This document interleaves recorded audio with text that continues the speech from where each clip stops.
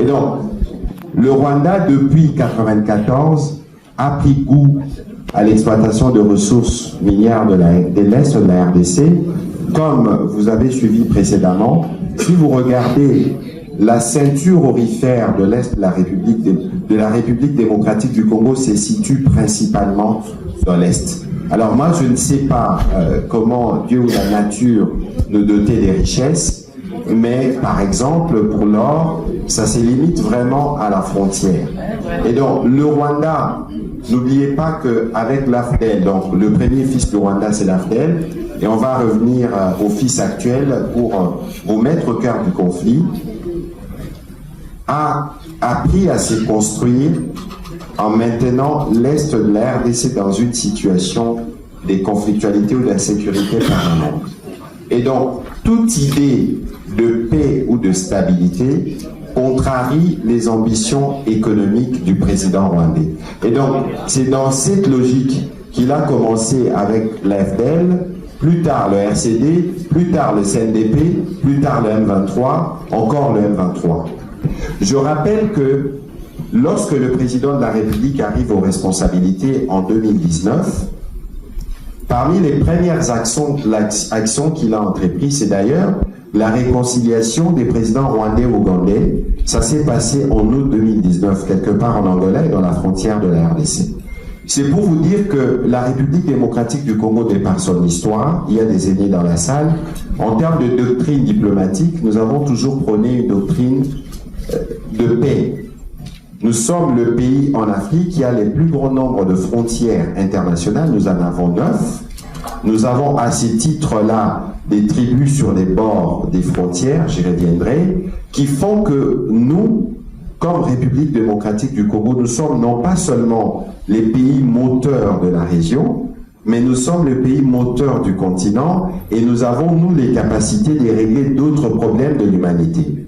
Et donc, le narratif qui est porté par les Rwandais est un narratif qui est assis sur des prétextes qui ne se vérifient pas, ou sur, on verra sur la question par exemple de discours de haine, sur une instrumentalisation d'une communauté qui n'a jamais demandé d'aucune manière au gouvernement rwandais d'intervenir pour sa protection. Et donc, il y a la question du soutien des FARDC aux FDLR. On peut prendre les slides suivants.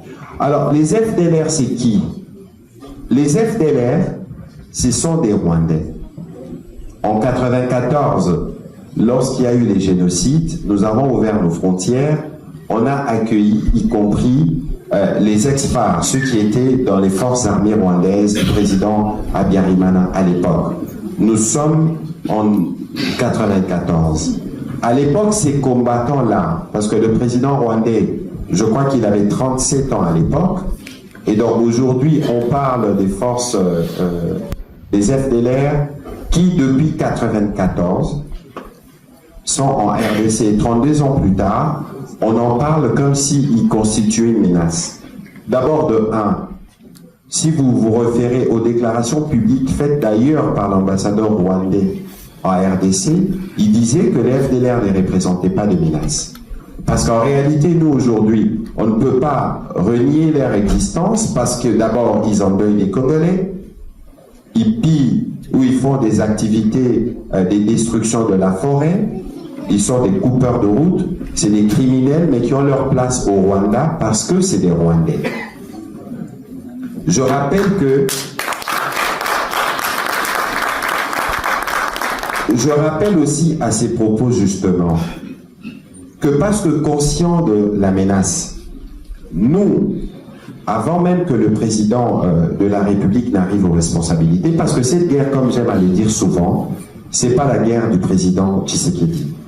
C'est une guerre qui a commencé depuis 1994, et tenez-vous bien, c'est une guerre qui a emporté 2 chefs d'État, c'est une guerre qui a emporté des millions de Congolais, et c'est une guerre qui a décimé des millions de familles, et c'est une guerre qui continue de décimer encore de familles. Vous avez suivi l'exposé du prof Maïcha tout à l'heure, et donc ça doit s'arrêter. Et je pense que nous tous, nous avons nous avons une responsabilité là-dessus. Et donc, dans les tableaux du milieu, vous allez voir que nous avons, nous, organisé des opérations nous-mêmes. Souvenez-vous que l'honorable Vital Kamerhe a été évincé de son poste en 2010 parce qu'il avait demandé, reproché au président Kabila d'avoir autorisé des opérations conjointes avec les troupes rwandaises sans l'aval du Parlement. Et donc, sur la question du FDLR, qu'il faut retenir, c'est que c'est des Rwandais qui doivent rentrer au Rwanda et que c'est des forces qui ne représentent pas des menaces à la sécurité du Rwanda. Et nous, comme République démocratique du Congo, nous avons pris l'engagement, y compris, on vous a distribué les accords de Washington, de traiter cette question parce que c'est une question des forces qui se trouvent sur notre territoire. Mais on ne peut pas traiter cette question durablement pour les résidus qui restent tant que les troupes rwandaises sont sur notre sol, parce que pour la plupart, ils sont dans la partie du territoire occupée par les forces rwandaises. Alors pourquoi nous les présentons comme un prétexte? Parce que souvenez-vous, les différentes mutations du Rwanda, n'oublions pas, c'est aussi l'histoire, même si ce n'est pas une belle histoire, qu'en 1997, c'était un Rwandais qui dirigeait les forces armées dans notre pays. James Kabarebe, qui est aujourd'hui sanctionné par les gouvernements américains, qui est à l'architecte de toutes ces guerres à répétition dans l'est de la RDC. N'oublions pas qu'il y a eu les RCD qui a occupé les parties du Kivu pendant plus de 3 ans. Ces FDLR, ils étaient là. Quand le président de la République est arrivé, et les chiffres sont renseignés là, nous avons continué à les rapatrier parce que c'est des Rwandais, et ce n'est pas tous qui sont des unités qui peuvent combattre, parce que pour la plupart, ils ont l'âge du président Kagame. Tout au moins ceux qui, en 94, s'étaient réfugiés en RDC, quelles sont les capacités qu'ils ont pour se maintenir pendant 32 ans et représenter une menace. Et aujourd'hui, dans les narratifs mensongers du Rwanda qui a évolué, on vous parle d'idéologie génocidaire. Mais il faut m'expliquer qu'est-ce qu'ils mettent comme contenu dans l'idéologie génocidaire, si ce n'est les besoins permanents du Rwanda de surfer sur la culpabilité internationale de ne pas avoir agi très vite pour stopper les génocides. Parce que cette question du génocide, autant elle nous a choqués, autant elle a choqué la communauté internationale. C'est pour ça qu'il y a une...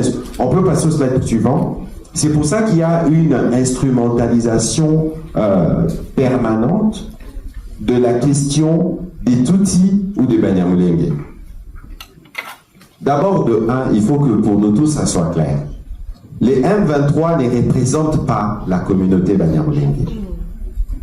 Les crimes commis par les M23 ne sont pas imputables aux membres de cette communauté-là.